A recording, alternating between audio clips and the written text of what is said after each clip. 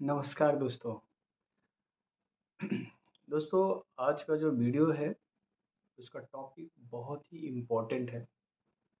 आप लोग थोड़ा-सा ध्यान देकर इस वीडियो को समझिए, क्योंकि ये हमारे भारत में लगभग 70 टू 80% लोगों की प्रॉब्लम है।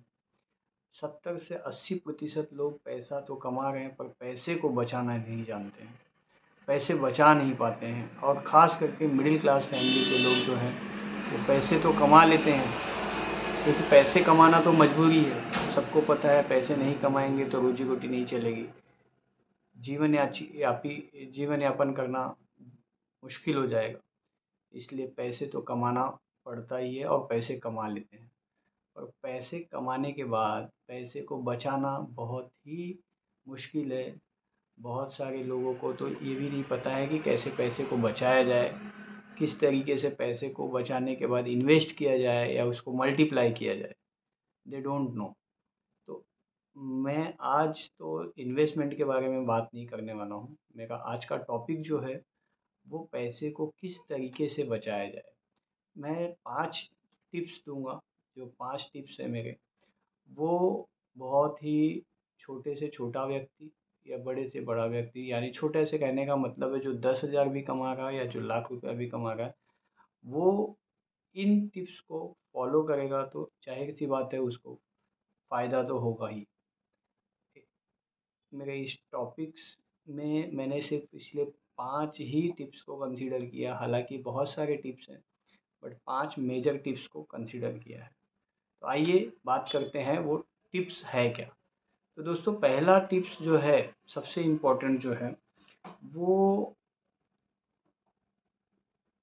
सबसे इम्पोर्टेंट है कि हमारे लिए जो भी नेसेसरी चीज़ें हैं, जो हर महीने की या हर दिन की जो नेसेसरी चीज़ें हैं, हमें सिर्फ़ और सिर्फ़ वो खरीदना चाहिए या उस पे एक्सपेंस करना चाहिए। वो हमारी प्रायोरिटी होनी चाहिए। प्रायोरिटी हमारी नेसेसरी चीज़ें होनी चाहिए। लग्ज़रियस चीज़ें हमारी प्रायोरिटी नहीं होनी चाहिए। लेकिन लोग लग्ज़री की तरफ ज़्यादा अट्रैक्ट होते हैं, और प्रायोरिटी की जो चीज़ें होती हैं उसको खरीदते हुए, लग्ज़री को खरीदते हुए अपने सारे पैसे को ख़त्म कर देते हैं। तो उनके पास सेविंग्स में कुछ भी नहीं बचता है। इवन अगर उनकी सैलरी 10,000 है, तो वो 1,000 रुपये उधार लेके भी अपना जीवन एक नेक्स्ट मंथ के लिए चलाते हैं। फिर से वो जो सैलरी आएगी उसमें से वो 1,000 रुपये वो उधार चुकता करते हैं या फिर और पैसे लेते हैं। इस तरीके से वो धीरे-धीरे कर्ज़ के बोझ के तले दबते जाते हैं। तो ये सबसे पहला इम्पोर्टेंट चीज़ है कि हम जो भी हमारी सैलरी है, वो अगर आ रही है, ख़ास करके मैं सैलरी वालों को इसलिए बता रहा हूँ क्योंकि वो मंथली एक ही बार सैलरी आती है, और किस तरीके से मैनेज करना होता है वो उनको पता होना चाहिए। अगर वो नहीं पता है कि पैसे को कैसे मैनेज करना है, क्या खरीदना है, क्या नहीं खरीदना है, तो ज़ाहिर-सी बात है वो पूरे के पूरे पैसे ख़त्म कर देंगे। सेविंग्स 1 रुपए नहीं रहेगी, और इन्वेस्टमेंट तो दूर की बात है। तो ये पहली चीज़ है कि बाय ओनली नेसेसरी चीज़ें, don't attract towards luxurious things. तो लग्ज़री को हम बाद में कवर करेंगे दूसरे वीडियो में, कि लग्ज़री चीज़ें को हम कैसे खरीदेंगे। खरीदेंगे, ज़ाहिर-सी बात है, लग्ज़री को भी खरीदना है, लेकिन उसके लिए अलग तरीका है। सबसे पहले आप नेसेसरी चीज़ें जो हैं, जो ग्रोसरी है आपकी, जो आपका फ़ीस है, स्कूल फ़ीस है, रेंट है, या एक्सेट्रा, वो सारी चीज़ें आपकी नेसेसरी है। सबसे पहले उसको उसको आप पूरा करिए।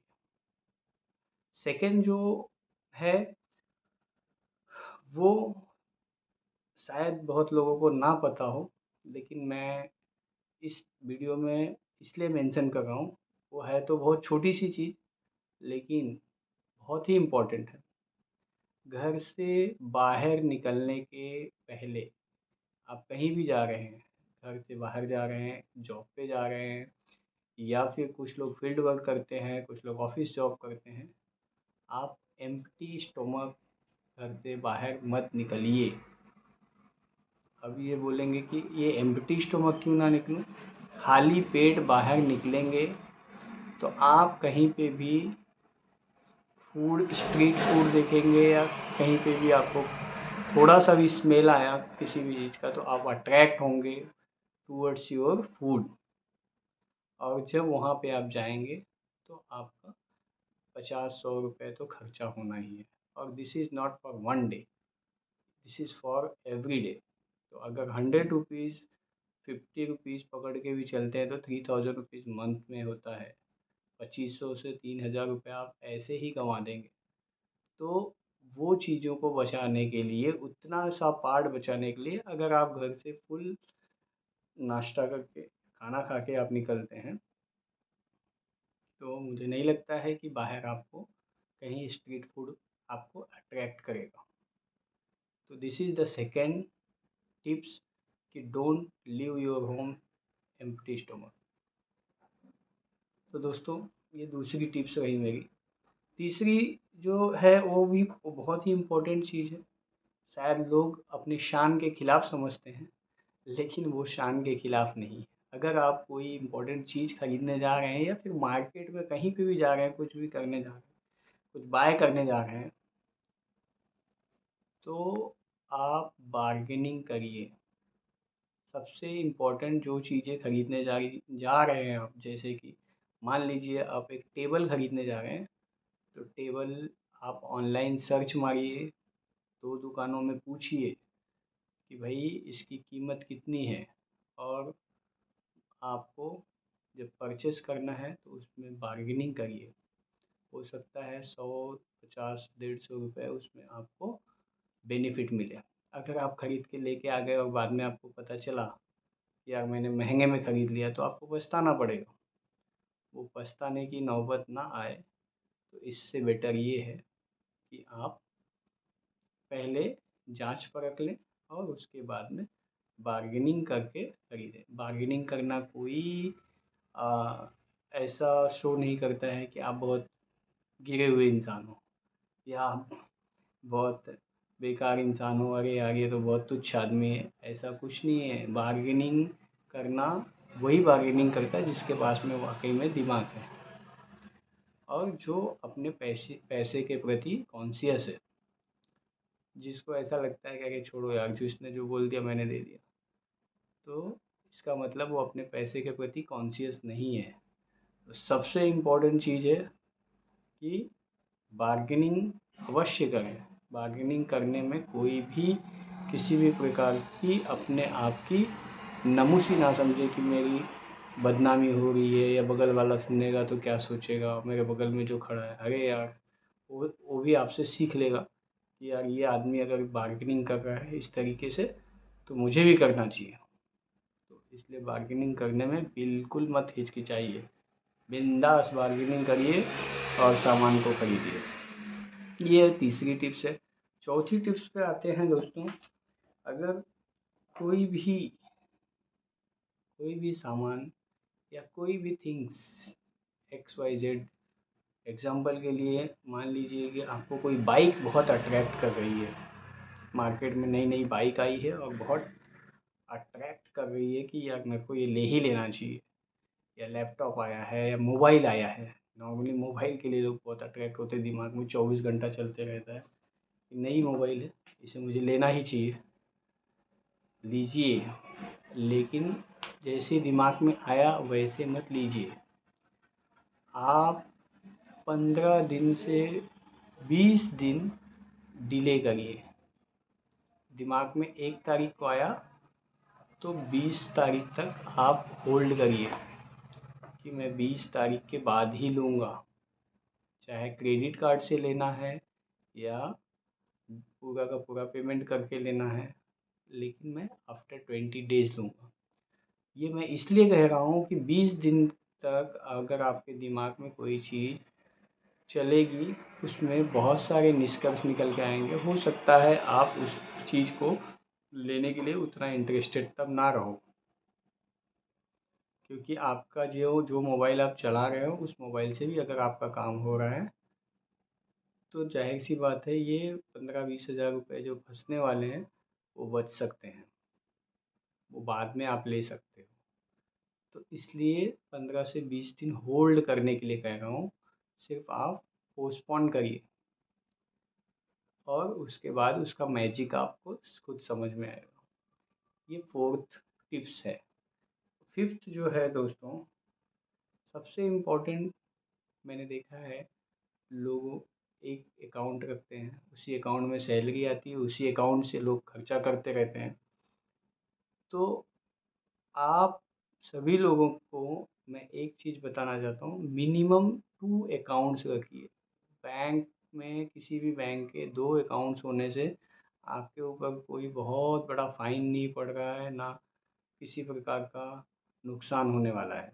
2 अकाउंट होने से उसका तात्पर्य ये है, एक अकाउंट में आपकी अगर सैलरी आ रही है, दूसरे अकाउंट में आप तुरंत अपनी सेविंग्स को ट्रांसफ़र करिए। फर्स्ट जो पहला काम करना है, वो मान लीजिए आपकी सैलरी 30,000 है, तो उसमें से 6,000 रुपये है, मतलब 20% आप तुरंत ट्रांसफ़र मार दीजिए अपने सेविंग अकाउंट में।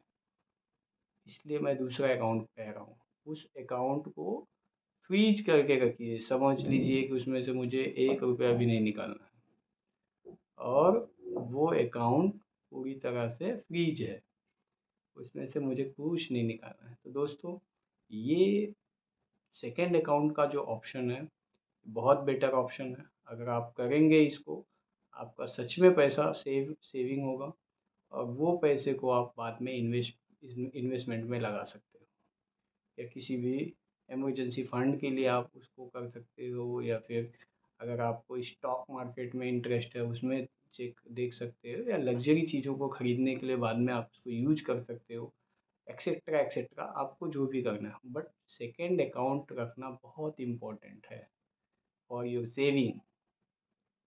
तो दोस्तों, ये मेरे 5 टिप्स है, 5 टिप्स है। इन 5 टिप्स को अगर आप फॉलो करते हो तो मैं 101% दावे के साथ कह सकता हूँ कि आपके पैसे सेविंग होंगे ही होंगे। मैं ये नहीं बोलता हूँ कि कितने आप सेव करोगे, अकॉर्डिंग टू यू जितने आपको लगते हैं उतने आप सेव कर सकते हो, लेकिन अननेसेसरी पैसे खर्च नहीं होंगे। जो नाजायज़ पैसे यहाँ वहाँ कहीं भी, चलो कहीं पे कुछ भी मैंने खा लिया, कुछ भी खरीद लिया, ऐसे बिल्कुल नहीं होंगे। और अपने पैसों को प्रॉपर कैलकुलेशन के साथ आप खर्च करिए, डायरी मेंटेन करिए, उसमें लिखिए पर डे कि मैं कितना खर्चा कर रहा हूँ, कितना आ रहा है और कितना जा रहा है। दोस्तों, थैंक यू वेरी मच मेरे वीडियो को पूरा देखने के लिए। अगर वीडियो अच्छी लगी हो तो प्लीज़ सब्सक्राइब करिए और लाइक करिए। आपके लाइक से मुझे मोटिवेशन मिलेगा और मैं इस तरह के नए नए टिप्स लेके आता रहूँगा, नए बिजनेस अपॉर्चुनिटीज़ लाऊँगा। पैसे को किस तरीके से मैनेज करना है, इनके बारे में मैं बहुत सारे बुक्स से गैदर करके टिप्स लेके आऊँगा। तो प्लीज़ मुझे सपोर्ट करिए। Thank you very much. Have a good day.